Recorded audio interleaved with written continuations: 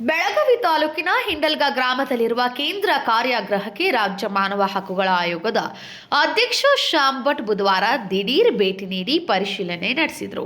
ಹಿಂಡಲ್ಗ ಜೈಲಿನೊಳಗೆ mobile ಹಾಗೂ ಮಾದಕ ವಸ್ತುಗಳನ್ನು ಎಸೆದಿರುವ ಪ್ರಕರಣಕ್ಕೆ ಸಂಬಂಧಿಸಿದಂತೆ ಆಯೋಗದ ಅಧ್ಯಕ್ಷರು ಅಧಿಕಾರಿಗಳಿಂದ ಸಮಗ್ರ ಮಾಹಿತಿ ಪಡೆದರು.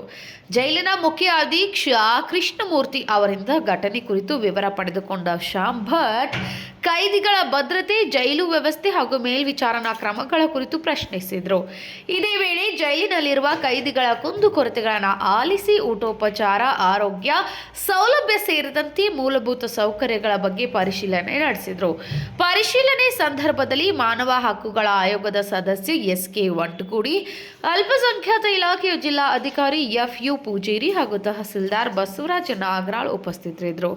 ರಾಜ್ಯ ಮಾನವ ಹಕ್ಕುಗಳ ಆಯೋಗದಿಂದ ಗೌರವಾನ್ವಿತ ಅಧ್ಯಕ್ಷರಾದ ಡಾಕ್ಟರ್ ಟಿ. ಶ್ಯಾಮ್ ಭಟ್ ಅವರು ಹಾಗೂ ನಾನು ಸದಸ್ಯರಾದ ಶ್ರೀ ವಂಟಿಗುಡಿ ಎಸ್.ಕೆ. ವಂಟಿಗುಡಿ ಹಾಗೂ ನಮ್ಮ ಸಿಬ್ಬಂದಿಯವರು ಈ ಒಂದು ಕಾರಾಗೃಹಕ್ಕೆ ಭೇಟಿ ನೀಡಿ ಎಲ್ಲ ಕೈದಿಗಳ ಜೊತೆ ನಾವು ಸಂಭಾಷಣೆ ಮಾಡಿದಾಗ ಅವ್ರಿಗೆ ಯಾವುದೇ ಒಂದು ಕೊರತೆ ಇಲ್ಲ ಅಂತ ಗೊತ್ತಾಯಿತು. ಅವ್ರಿಗೆ ನೀಡುವ ಊಟ ಅಥವಾ ನೀರು ಈ ಥರ ಎಲ್ಲ ಫೆಸಿಲಿಟಿಗಳು ಚೆನ್ನಾಗಿವೆ ಅಂತ ತಿಳಿದು ಬಂತು.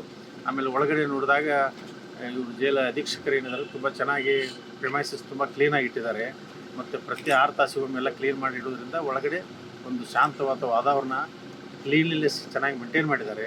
ಆಮೇಲೆ ವಿಶೇಷವಾಗಿ ಒಂದು ಯೋಗ ಮಂದಿರ ಮಾಡಿದ್ದಾರೆ, ಲೈಬ್ರರಿ ಇದೆ, ತುಂಬ ಚೆನ್ನಾಗಿದೆ. ಅದರಿಂದ 60-70 ಜನ ಡೈಲಿ ಬಂದು ಯೋಗ ಮಾಡ್ತಾರೆ. ಅದರಿಂದ ಮನಪರಿವರ್ತನಾಗಿ ಅವರು ಜೈಲಿಂದ ಕೈದಿಗಳು ಹೊರಗಡೆ ಬಂದ ನಂತರ ಸಹಿತ ಅವರೊಂದು ಒಳ್ಳೆಯ ಜೀವನವನ್ನು ರೂಪಿಸ್ಕೊಳ್ಳಿಕ್ಕೆ ಅನುಕೂಲ ಆಗ್ತದೆ. ಮತ್ತು ಈ ಜೈಲಲ್ಲಿ ಯಾವುದೇ ಒಂದು ಕುಂದುಕೊರತೆಗಳು ಯಾವುದೂ ಕಂಡು ಬಂದಿಲ್ಲ, ಒಳ್ಳೆಯ ರೀತಿಯಿಂದ ಮಾಡಿದ್ದಾರೆ. ಇನ್ನು ಹಳೆ ಬಿಲ್ಡಿಂಗ್ ಇರೋದ್ರಿಂದ ಅವನ್ನ ಹೊಸದಾಗಿ ಕೆಲವು ಕಟ್ಟಡ ಕಟ್ಟಲಿಕ್ಕೆ ಸಹ ಅವರು ಈಗಾಗಲೇ ಕ್ರಮ ಕೈಗೊಂಡಿದ್ದಾರೆ. ಮತ್ತು ಜನ ಬಂದವರಿಗೆ ಭೇಟಿ ಆಗಲಿಕ್ಕೆ ಒಂದು ಕೂಡಲಿಕ್ಕೆ ಒಂದು ವೇಟಿಂಗ್ ರೂಮನ್ನು ಕಟ್ಟಿಸ್ತಾ ಇದ್ದಾರೆ. ಆಮೇಲೆ ಒಳಗಡೆ RO ವಾಟರ್ ಪ್ಲ್ಯಾಂಟ್ ಇದೆ. ಪ್ರತಿಯೊಂದು ಬ್ರೆಡ್ ಯೂನಿಟ್ಟು, ಆಮೇಲೆ ಸೋಪ್ ಯೂನಿಟ್ಟು, ವಿವಿಂಗ್ ಯೂನಿಟ್ಟು, ಆಮೇಲೆ ಸ್ಟಿಚಿಂಗ್ ಇದ್ದು ಎಲ್ಲ ತುಂಬ ಕ್ಲೀನ್ ಆಗಿದೆ, ಎಲ್ಲ ಚೆನ್ನಾಗಿ ಮೇಂಟೈನ್ ಮಾಡಿದ್ದಾರೆ. ಇದರಿಂದ ಈ ಜೈಲಲ್ಲಿ ಯಾವುದೇ ಒಂದು ಕುಂದುಕೊರತೆ ಕಂಡು ಬಂದಿಲ್ಲ ಅಂತೇಳಿ ಅದು ಇವತ್ತರ ಹೇಳ್ತಾರೆ. Vinod Kulkarni, KMM news, Belagavi.